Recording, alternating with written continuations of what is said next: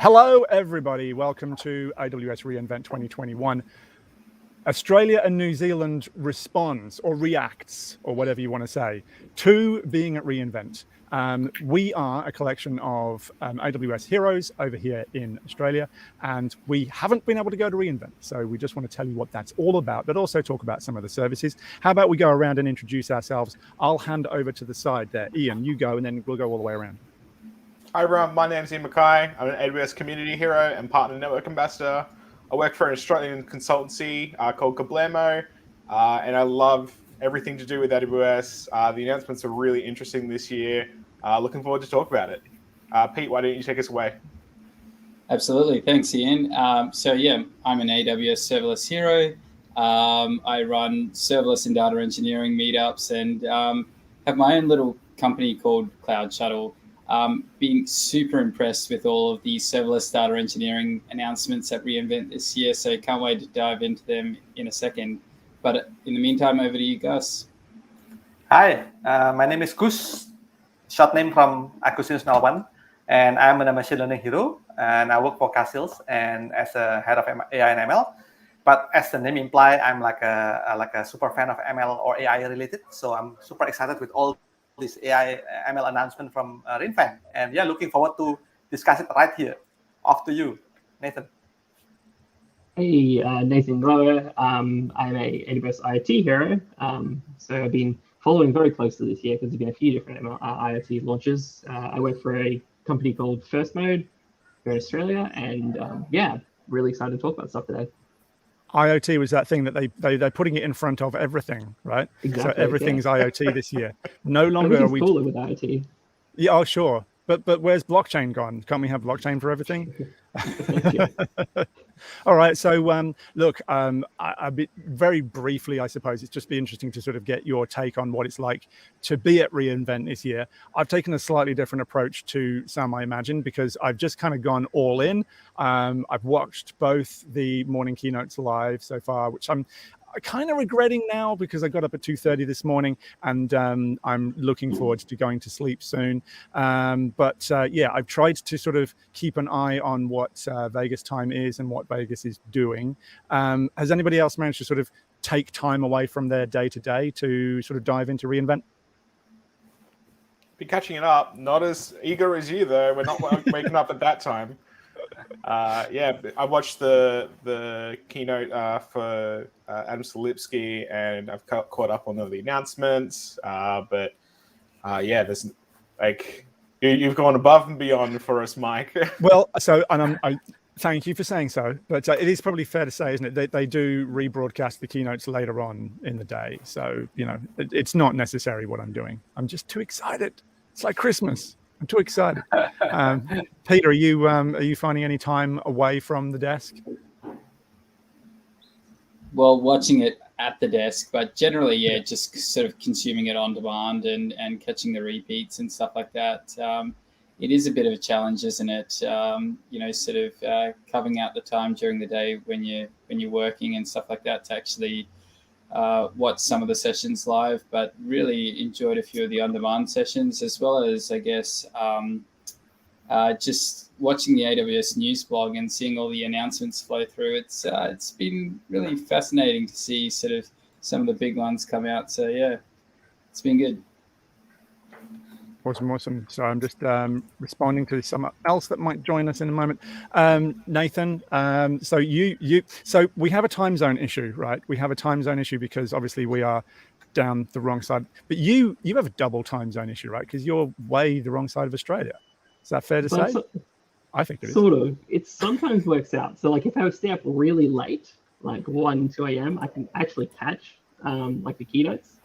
I started, but then I kind of was like, no, this is a really bad idea. And got back into bed and slept for a bit. So sometimes it works out if I've got the time.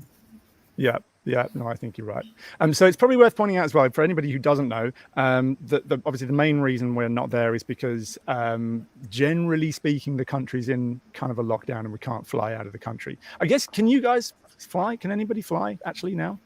No. I think we can if you wanted to fly. Even if you can't come back in very easily, though. I think you go into quarantine if you come back in and things like that. And so even saying that now, that's only a very recent change. And when the time was out there to really book flights and get your reInvent tickets and everything else, then it was a little bit more uncertain then. So exactly, Yeah, especially with new variant Omicron, you probably can fly there, but I don't know whether you can come back here without going through this 14-day quarantine.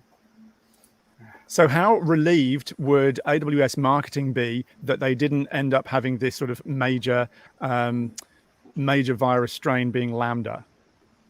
Because that during reInvent, that would have been quite awkward. That's going to be disaster. In the headlines for all the wrong reasons. And as I'm saying that, Dennis, hey, how are you going? Thank you for joining us. Hi, everyone. Good to be here. We've just done a quick round and about. How's your reInvent been so far? Have you had much of a chance to sort of take part? Yeah, this year we wanted to take part virtually. Last year we had this fantastic package, right? So it was hard to miss it. This year it's sort of this hybrid where you can be there in live, like face to face, but also virtual. So I've done the virtual stuff. I haven't done the live face to face things. Are you as crazy as Mike and stayed up for the keynotes? No. Oh no! I got up early for the keynote. Oh, got up early. Yeah. I've been awake. How awesome is it that there's a whole cinema booked for exactly that? Like, bring along popcorn. Isn't that awesome? Yes, that's exciting. So that's basically AWS in Australia is sort of inviting along people from the community and customers, no doubt, and stuff, to a cinema event on Friday to show us the keynote that happened on Tuesday, which we've probably all seen by the time we get there. So I'm just happy to do the networking, frankly. Fair enough. Yeah. Popcorn carbs anyway, evil carbs. I'm hoping it's catered. Yeah. I was doing okay. I was doing okay with the whole notion of still being remote. And then I think it was yesterday, we were getting ready for one of the live streams we were doing, and someone was FaceTiming me from the show floor. And just at that moment, I just had all of the background buzz going on. You could see all the people milling around. It just got me right in the feels at that point. It's like, I'm missing that. I'm missing the people. How good are those sunglasses that everyone's running around with? Have you seen them with the neon things? 80s. Yeah, I have seen them, but I didn't realize they were a thing. Is that from Midnight Madness or something?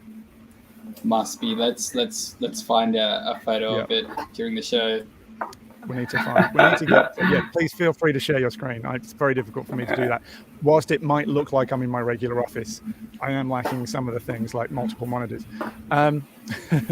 Okay, so that's a little bit about, I guess, our experience and what we're going to get. But let's talk about some of the announcements, some of the key things. I don't know what you want to do. There's no point really going through in order. There's way too many things to talk about. So maybe if we've just all got something that's sort of top of our list. I'm sure we've all got very, very long lists of things we're interested in. Ian, have you got what's your number one? Can you even narrow it down to a number one? Oh, it's pretty hard this year. I think I've talked to already a lot of customers about the releases this year, and everyone keeps coming back to this really interesting concept, which is this private 5G service. And so what that is that you order your own basically out-of-the-box cellular network from Amazon. They'll send you base stations and servers to run and a bunch of SIM cards, and you can connect it up in your own private 4G, 5G network within like an office or a campus or warehouse and things like that. And people keep asking, like, how does this work? And is this legal and all this other things? And it's really quite making people think about all the various use cases there. Very interesting. Absolutely, yes. Because they said no license required, didn't they? Like you just buy this service and it's shared spectrum or something. Yeah, because it's shared spectrum, you don't need it like a FCC license, I guess, in America, and we would have something similar here. So that's the theory. It is preview only. It is US only at the moment, so it's probably going to be a few years before it comes to Australia. To be fair, but it's a very interesting concept, especially for a lot of places in Australia have really poor cellular reception and things like that. So to be able to hardwire that would be very interesting. Yeah, so maybe mine sites and sort of outback regional industrial locations. Nathan, can you see this as a big IoT thing? LoRaWAN, goodbye. Kind of potentially, yeah. Like I don't know enough about it yet. Like I still think LoRa is probably the way to go in terms of probably what the industry already expects, like what devices already come equipped with for sensors. So in my mind, I look at that as probably not for all things, but maybe for some things. Because 5G is not, it's quite localized, right? It doesn't go very far. Maybe that's the reason why they can do it. But it can go fast, and that's something LoRa can't do. LoRa is very slow, or at least very bandwidth limited. So, yeah, fair play. Okay, Peter, what's on your top of your list? Well, first, I might just quickly give you a glimpse of those awesome glasses. Yes, please. What do I do here? There we go.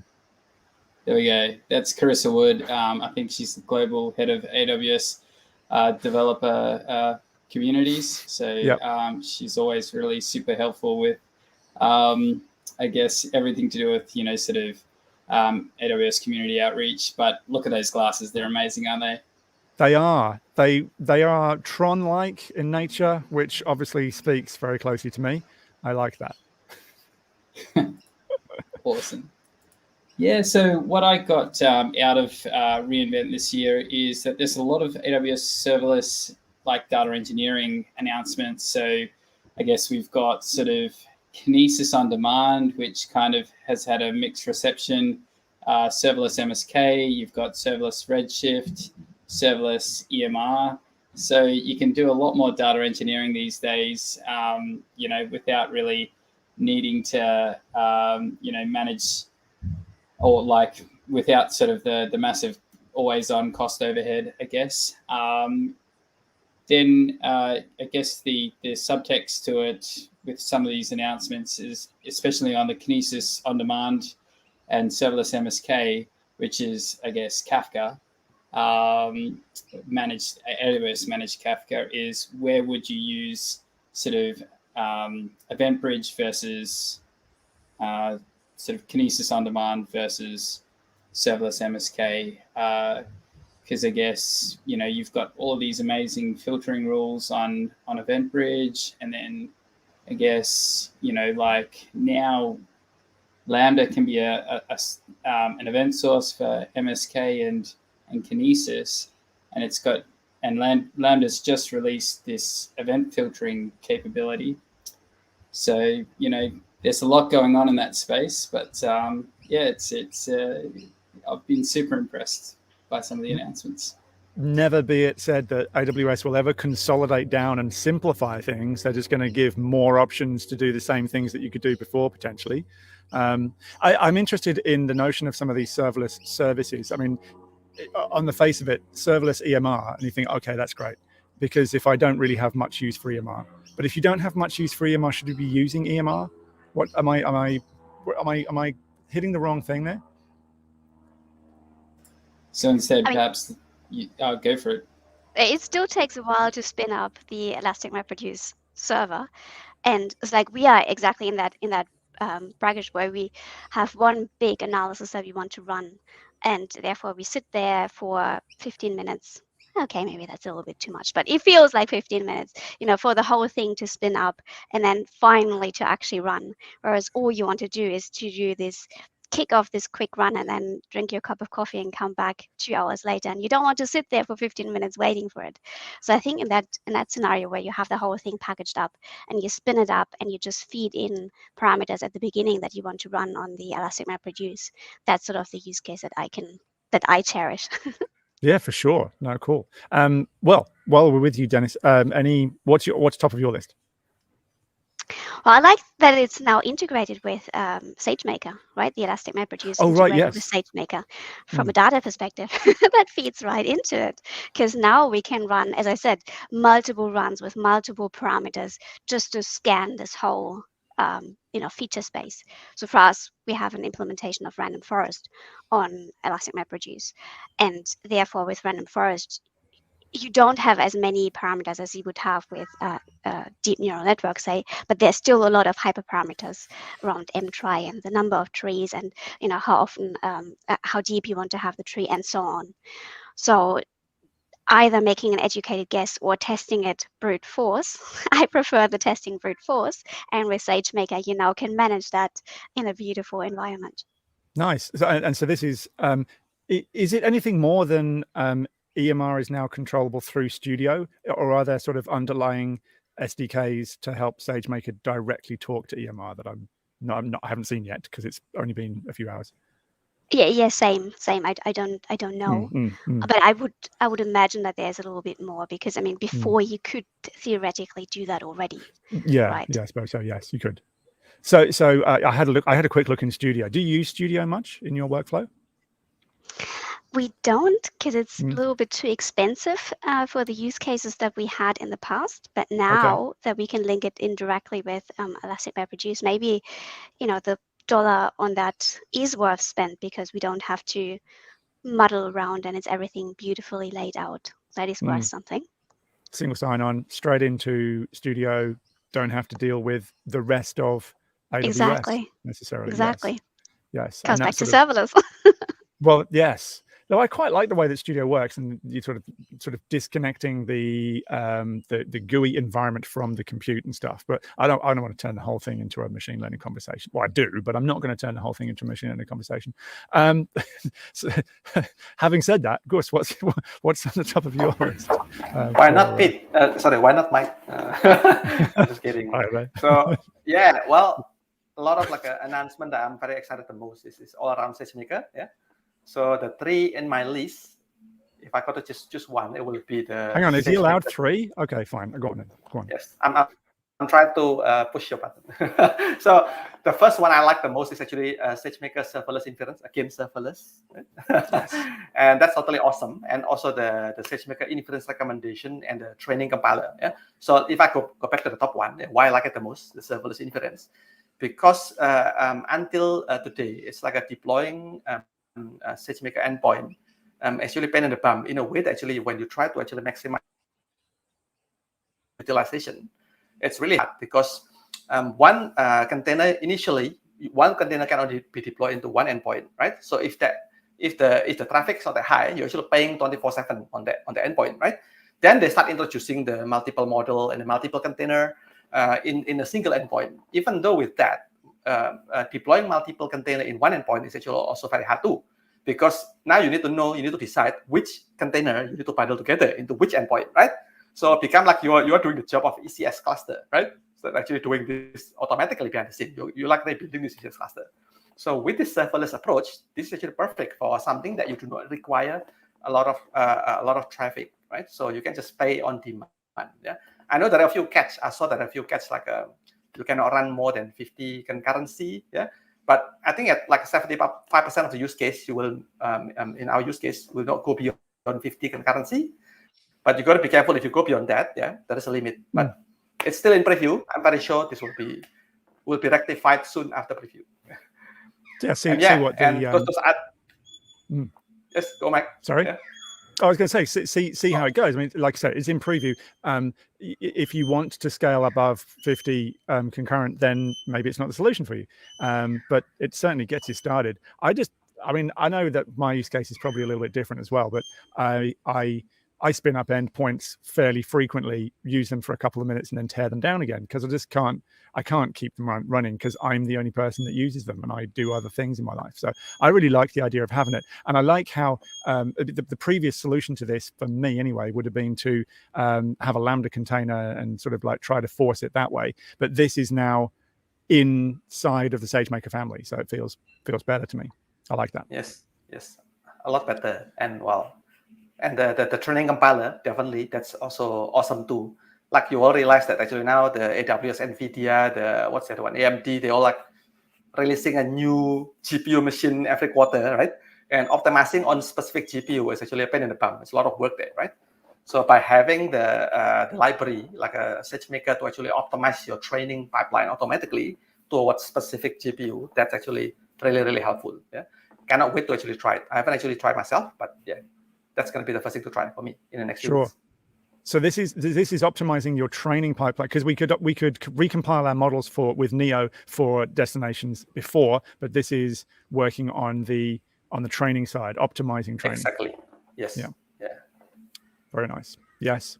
Okay, Nathan, which of the plethora of IoT pre-named things are you going to get a robot dog? I might already have one. You won't know. Of course. So I guess this year it's something that really stood out to me was the AWS IoT Express Link stuff. So that's where you've got the, I guess, pre-provisioned chip that you can hook onto IoT projects and kind of get up and running. I think why it stands out is because in the past we've had this problem with provisioning devices, whereas it requires quite a bit to get started. There's a lot involved to, especially at scale, deploy out a lot of different IoT devices for a company. You need to come up with an entire kind of provisioning system. There's a lot of trust involved in the supply chain, especially if you're deploying stuff out to remote areas. And what I like about Express Link is, by the sounds of things, I haven't tried it yet, but it looks like it comes kind of set up for pre-provisioning. So it comes with a, I guess, pre-provisioned and pre-signed certificates on board that you can just onboard into your account, which to me is potentially a game changer. It looks useful, and I'm quite interested to get my hands on some of them to try it out, because if it works the way it says it works, it solves a lot of problems that I've had at customers in the past, where you need to basically design an entire provisioning system in-house, and that takes, it take months depending on customers' environments. So. So help me out here, because I've not come across this one. Is this do you buy like a tray of physical CPUs or chips or something that you put into your products? Is that what it is? Yeah, so they're these little integrated circuits. They're pretty small. I think they've got a little QR code on the top that you can use to onboard them. They've just got a standard TX and RX line for in and out.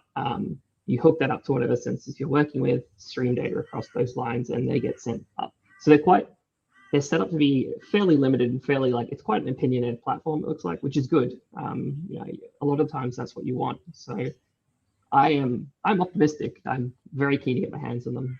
And just one more, so you got the IO lines to go to sensors of some kind. What's the connection out the other side? Does it need to hook into something which is going to get it onto a network, or does it have Wi-Fi built in? Or so it depends if you use. So I believe the TX and RX.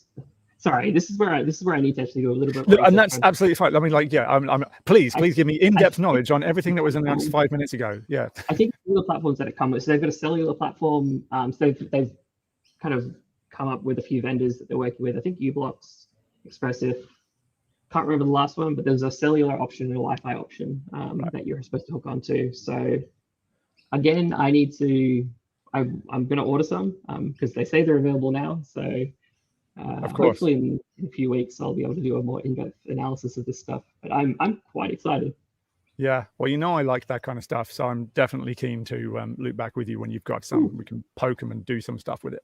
I will round off this round with my pick, and then maybe we go free for all, and it's whoever shouts first and loudest and has lowest latency internet connections. For me, I think probably the biggest announcement for me, I think at the moment, it's certainly the one I've looked at the most, is Canvas. So SageMaker Studio Canvas or SageMaker Canvas, which gives you the ability to basically, as a data person, yes, Peter, I'm looking at you. Now start to train machine learning models. It's fine. You can come and join us. So basically, it gives you a nice user interface into a workflow to train a model, but you don't really get exposed to a lot of the complexities of training that model. The way it actually works, seemingly, is it is actually a different interface of a SageMaker Studio. So it isn't a different thing altogether. It is just SageMaker Studio with a different skin on it. If you look at the URL, it's actually the same, just with different parameters on the end. And you can bring your data set in from S3. You can bring your data set in from somewhere else, I can't remember where, and just go and experiment with it. And very graphical, and you can do quick training just to sort of see what the output will be like. you can then say, go away and actually train this model, and it'll take a couple of hours to train the model. Meanwhile, inside of SageMaker Studio, you can basically see everything working. It is just using AutoML. It doesn't appear to be anything new other than a new skin, but I think that's actually really interesting. I think it looks quite nice. I like it. Gus, have you had a chance to have a look at it? I had a look at it. It actually looks quite interesting because it's a drag and drop interface, right? And it's the promise that it's a codeless solution, so you do not need to write any single code. Just click, drag and drop, and type in where is the bucket, things like that. And I like it the way that they present it in such a way that it's not using the data science terminology. Yeah, like there is this you can build a binary classification, the more than 2 class classification. Normally, data science like to call it the binary and then the multi-label classification, but they just call it simple like 2 class classification, 3 class classification. Yeah? So that's really a good step in the direction, because the targeting the consumer of this application is not a data scientist, right? Yeah. So that's the right way. So yeah, awesome. So looking forward to try as well, and looking forward to burn more AWS credits. Yes. Well, speaking of that, I talked to some people in the partners community, and they've started to try this out. And someone came back to us, and they were like, "Oh, I'm going to get a $1,000 or a $2,000 bill out of this." And we're all going, "What did you do?" It's like, "Oh no, I was just training on a test data set, but by the looks of the pricing, it looks like I'm gonna get bill smashed." So probably a sign to check out this pricing just before you do anything very serious on there.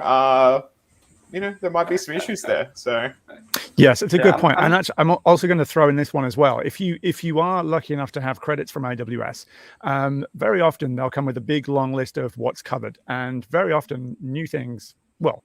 They didn't exist when the credits got issued, right? So you might notice your bill starts to rise.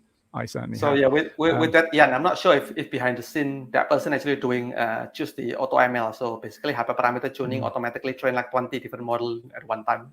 So maybe that's gonna crash this. Yeah, true. I didn't do a particularly large data set. I did the abalone data set because I thought that's just what you had to do. And it took a couple of hours to train. And I did it side by side. I did one inside of Studio and I did one in Canvas, and it took exactly the same amount of time, and it ended up looking exactly the same. But yes, know what you're clicking on. Don't just click things because any of us suggest it. Look at the pricing first. I was just going to add on the SageMaker Canvas announcement, looking at sort of some of the announcements over the past year or two with Honeycode, Glue Data Brew, Step Functions Workflow Studio. It seems like Amazon's really sort of starting to push into the enterprise. I don't know, maybe Dennis, you might recall SAS, the statistical analytics software tool that was kind of, and it tends to be used a fair bit in financial services and stuff like that. Definitely, some of these services are sort of taking on that sort of look and feel, and it's interesting trend from Amazon, AWS to head in that direction. So kind of excited to see sort of where it all goes to, I guess.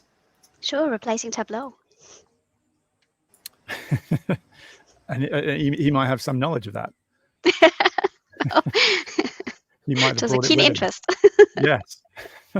I think I'm seeing a bit of a trend this year of a lot of the announcements aren't revolutionary. A lot of the keynote announcements anyway aren't necessarily very revolutionary. They are sort of bedding down things that already exist, and in some cases, such as Canvas, making things a little bit easier to use than they were before. I'm looking at Kendra as well. Now, Kendra, you've got the drag and drop interface to be able to go and if you've got vast quantities of documents, which I don't, you'd be able to then just have that sort of simple web interface that you can develop rather than getting your developer to do something. There have been others. And there's plenty in the machine learning space, but I'm sure there are others as well that got talked about on Tuesday. Simplification, is that the theme of reInvent this year, or is that too simple a theme, or does nobody want to comment on that? Maybe it's trying to round off the overall experience with AWS. I guess there's a lot of new services being built on top of AWS, and maybe AWS is starting to compete with those vendors. Right. And we had this kind of conversation last year, I think, about Snowflake and Databricks and that kind of stuff. Yeah, but I mean, Absolutely. progression is not a bad thing. So, No. for example, in the health space, it's only been last year that they announced the Health Lake, right? It's been at last reInvent that they announced this big, we're going to take on the medical system by providing all the technologies for handling medical data. And this year, not part of reInvent, but generally, they had the initiative of Diagnostic Development Initiative, it's called, where it's a 2-year investment, $20 million into advancing collective understanding and detecting of COVID and other infectious diseases. So this is an interesting and quite different, I would say, initiative from AWS to really go into the usually like that they develop technology for customers and then hand it over for customers to do something with it. But here they're actually putting skin in the game or really being part of the discovery and the analysis process. So I'll be really interesting in seeing what comes out of this and how is this using and encouraging the development on top of Health Lake. So with that, I do have to drop off to other meetings. It's been a pleasure. No worries at all. Thank you Enjoy so much the for rest of dropping in. reInvent, and I see you soon. Thank you for coming. Unfortunately, me too as well. So I'll see you Well, all. nice. It's good to have a chat with you, all of you. Yeah. Definitely So appreciate you all it. can We've have Mike sort by yourself now. of- yeah, So, yeah. just me. Where's my? I got my dog. Come here, dog. There You we guys go. all the Just time. me and my dog. No, I guess we all have to sort of like bow out, take time from our day. Any other sort of significant announcements? Actually, I have one I want to ask you about. Point-to-point direct connect. Did you mention that before? And I'd never heard of this. Yeah, so this one came out just today, I think it was. So they do site-to-site connectivity over Direct Connect. So instead of having Direct Connect really focusing on like an on-premise to cloud environment, they really want to do a on-premise to on-premise connection purely over the AWS Direct Connect network. And this is something that I think a lot of companies were doing manually with just some very rudimentary networking components within the AWS cloud. But now they're trying to do this through this new service called SiteLink, where you don't need to do anything at all. It's basically just a point-to-point network provider. And that's interesting. I think it's not really the direction that I think AWS tend to go in or tend to encourage people to go in, but it's obviously a need that customers want. Yeah, so it's obviously if I was going to set a connection up between me and you, my first thought would be I'd call up a telco provider and say I want a connection between me and you. But I'm assuming this is you have a direct connect in, I have a direct connect into AWS, and now we can use that, piggyback off the back of that and get it right. Okay, get exactly a connection. Right. Yeah, and of course it's very strategic for them because they can simply go, but then you can just always extend very easily into cloud if you need it. Even if you don't go all in it at once, it's still a bit of a toe in the water. Yeah, and is it something? I mean, we've seen announcements this year as well, talking about Outposts. We've got new Outpost functionality. We've got obviously the 5G stuff. Panorama is now generally available and came out just before reInvent. There's a lot more emphasis on having stuff at your place, and so absolutely, maybe that's all part of that game as well. Of course, things like the ECS Anywhere announcements from last year really talk about this still hybrid connectivity is still a thing especially in enterprise, talking about, yes, we recognize that you still have workloads on premises that aren't moving, which is probably a hard pill to swallow, but it's there and customers are asking for it. So AWS are providing.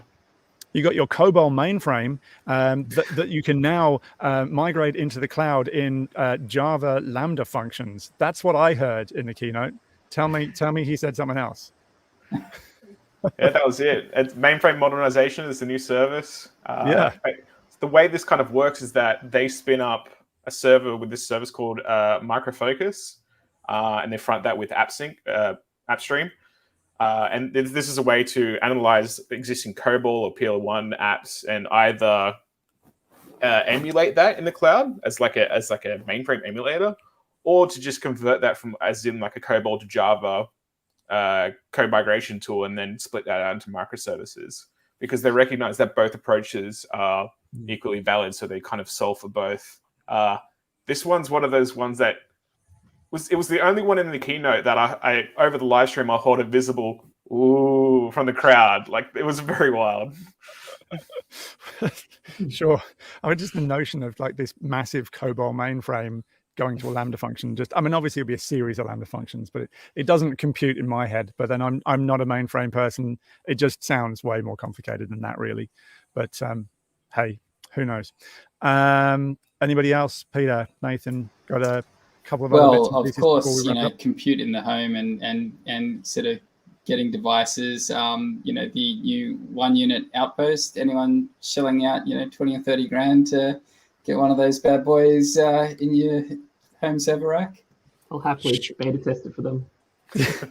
Surely we just need to put the Sounds right cheap. kind of request into the right person. We'll get one sent. It'll be fine. No idea what I'd do with it, but it'll be fine. S3 in the corner of my room probably would be quite loud. I'm anticipating. There's a few home media interesting. server. So, Yeah, true. Yeah, there's a few interesting IoT announcements as well. Nathan, do you want to give us a rundown? There was, I mean, the other stuff that stood out to me was they added kind of, I don't know if it was announced during a keynote, probably not. There was the community Greengrass components. So one thing that's happened last year was Greengrass 2 came out. Adoption, I think, has been a bit slow. I think primarily because there was no real good way to write custom components. Well, there was no way to publish custom components and share. So you ended up just with a few kind of very generic ones that were helpful, but not completely complete. So now they've got ones for like spinning up containers and Grafana instances on Greengrass 2 nodes, and they've got some good examples of like how you can write custom components and share them as a community, which I think is good, because like ultimately people are going to Google for what they want, and if it comes back with you can run Grafana on Greengrass using this, they're going to do that rather than have to work out how to do it themselves. So that, and there's also Iot Twin Maker, which is, I think it's a weird name, but like it looks kind of cool. It's it seems to be like a managed digital twin. So the idea is like all the screenshots I have is it running in Grafana, but it gives like a 3D model of your plant or operation facility, and then a way to sort of drill down into each of the pieces of your plant and view data. Again, it looks great on the outside, and I'm really keen to delve in and see how it works. They seem to have some like demo cookie factory, I think. So you can deploy like an entire cookie factory, a virtual cookie factory. Is that the sample that comes with it? Is it? I think, yeah, it's like an actual cookie factory. So. Nice. But you actually need the actual cookie factory to be sent to you so that you can see whether it's working or not. You can't just. You could build a cookie factory. Well, I don't feel like I should have to do that. I think I should get one delivered. That's fair. That's good feedback. Yeah, let's give them that feedback. Yeah, and so I mean, linking up with RoboMaker and stuff, is that a thing, or is that? The RoboRunner stuff. Oh, well, so yeah. So RoboRunner is all about abstracting you away from robot operating systems, right, and allowing them to talk together. RoboRunner stuff. Okay, so the RoboMaker. This is where I got a little confused, and I wasn't too sure what they're planning to do with here, because RoboMaker has a concept of fleets already and deploying out code from ROS to fleets of robots, whereas I think RoboRunner is more around the orchestration of like a large number of robots and planning trajectory and pathing. So to me, it looks like more of a service of something like Amazon might run internally that it decided like, oh, this might be useful to customers. But it is different to RoboMaker. RoboMaker seems to be more around deploying ROS software, whereas again, it is also in preview too. So it's quite, it seems quite limited in what's available, but it is interesting. There are quite a few companies popping up that are doing this kind of fleet management and doing it quite well. So I think maybe AWS want kind of a piece of that pie, because they obviously do it quite well themselves because they run warehouses on this stuff. So yeah. I mean, here's the service that you use for your fulfillment center. Oh, for speaking directly to me, of course. That was my slight problem with the Midnight Madness announcement. Firstly, I wasn't there. That was bad. Secondly, I wasn't there, and so when I'm just seeing pictures come through, I'm like, "What the heck's going on? That looks amazing. I want one." But then, yeah, it would have been an awesome demo to watch, robots dancing around. But at the end of the day, it's not a service for me, unfortunately. Yet. Not yet. But now I'm thinking about it.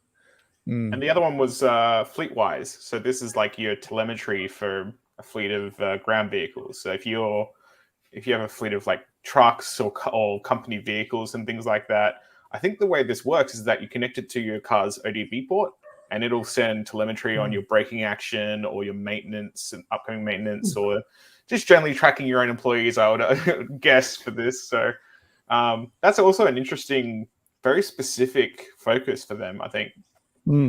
Yeah, and hasn't that been the thing? Like, and how many fundamental things have they come out with? There's a couple of different EC2 instance types, yes.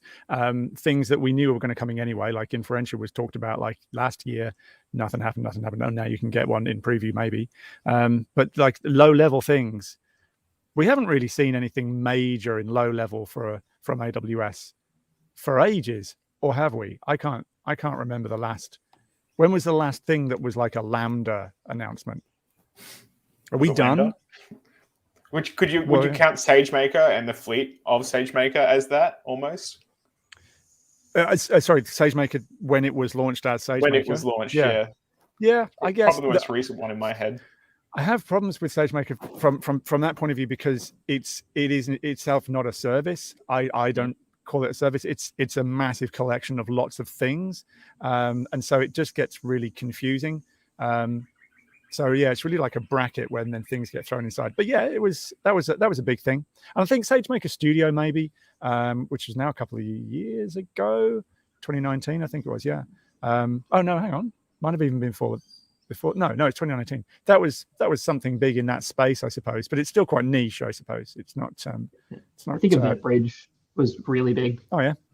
Like, and core, like when I think like a core service that I think is powerful, probably EventBridge was the last one that I thought that's a fundamentally kind of game-changing sort of service. But you mean CloudWatch event rules, right? Okay, fair enough. Putting a new sticker. Yeah. Maybe wrapping this up in one of the announcements that was out of today that I haven't actually got it properly across. I just saw some people tweeting about it. I think it was from Peter's keynote, which unfortunately, due to shocking scheduling that I'm not going to take full blame for, one of my live streams went over the top of Peter's keynote. So I'm sorry, Peter, that not very many people turned up. But he was talking about sustainability, and I was very surprised not to see sustainability in the main keynote, if I'm honest, because I thought that was kind of a no-brainer, but that was all to do with pathways and stuff that I didn't quite. But sustainability was in Peter. Have you seen Peter's stuff? Actually, I should have asked you that beforehand. Have you seen much here? I saw something to do with reporting on customers' carbon footprint, something like that. Yeah, there's a nice new dashboard that they're going to release. I don't know when it's going to get released, but looks really cool, and it sort of allows you to sort of drill down into, I guess, what your carbon footprint looks like, and also on the roadmap is into the future when sort of AWS goes to net zero, which is pretty amazing. Yeah, so Amazon's got that sign up to that whole climate pledge thing. I always thought that's great. But give us more granular reporting and then help us also make sure that we're doing our part. So it sounds as though that's what that is, right? Ian, sorry, you were going to say something. Oh, yeah. Yeah, so that's definitely the case. And you have people in the community like Adrian Cockcroft, who's moved on from focusing on things like chaos engineering and is now really focusing on sustainability as a whole, and the way, like weird things like the way they run the data centers, the way they do like office management, and a whole bunch of sustainable actions within AWS, including the climate pledge and including the customer reporting and things like that. So it's a non-zero effort from them. It's really they're putting a lot of work into it, and so that's really good. There you go. There. Cool. Thanks, Peter. Yeah, no, I did a couple of months ago. I did quite a lot of sort of background reading on what Amazon's doing internally. They have this whole cost of is carbon cost of operation stuff, calculation stuff that they have internally. So it is. I mean, it's the right direction to go. It's very much in line with what consumers are wanting as well, I think. And maybe if governments can't pull their fingers out fast enough, then we can play our part, do our bit. Make things a little bit slower and make things a little bit greener in the process. All right. Anybody got any final ones, or shall we call it there? Anybody in the comments as well? There's been a couple of comments, but most of the people telling us that they're eating popcorn. I don't know if that's a thing, but excellent. Yeah. Should we call it there? Thank you very much, everybody, for turning up. Thank you for helping spread the word about what it's been like to live in Australia with reInvent. And look, my final question for you, Mike: are you waking up tomorrow for the early keynote? I don't think I am. I've actually got a couple of live streams tomorrow, so if anyone's interested in those, well, I've got one certain one. We're going to talk to the product manager from SageMaker Studio Labs, which is something we didn't talk about right now, the free SageMaker stuff. We might also have a bit of a chat about sustainability as well. So looking forward to that if we can get that up and running. And then maybe a little bit of a chat. I don't know, this might be pre-recorded and rather than have the stress of trying to do a live stream out and about. But obviously, I'm assuming you're all going to the theatre production things in the evening in your local area. And we'll see if that's the only place in Australia we can get reInvent swag. I don't know. I'm telling you what, we better, especially now I've said that, right? We need the hoodie, right? Absolutely. Thanks for having us, Mike. Really appreciate it. Thanks, Cheers, Mike. Peter. Thank you. Thanks, Nathan. Thanks, Ian. See you all later. Thanks, everybody. Bye all. Bye.